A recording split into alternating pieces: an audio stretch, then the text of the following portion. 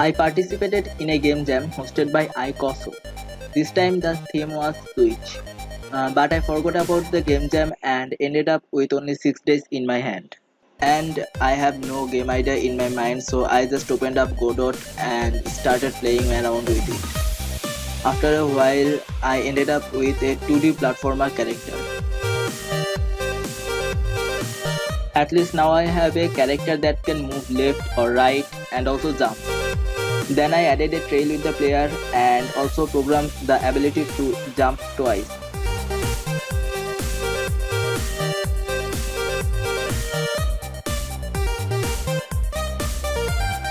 Next day I created some textures and tile map and also made a level.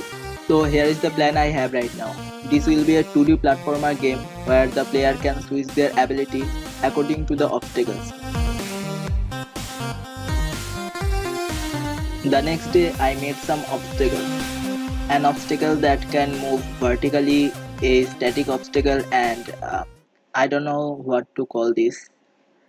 After a while our player can slow down time and also made an ability switching system. Whenever you press tab, your ability will switch.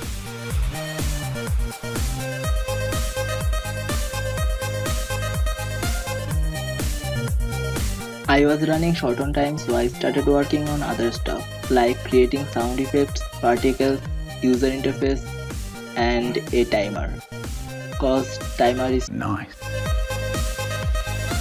After some playtesting, I found out that this game became a rage game, so why not make it a bit more difficult?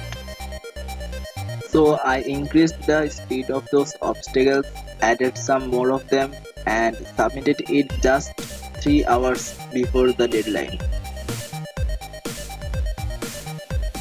Game link is in the description below, and yeah, thanks a lot for 100. It really motivates me a lot.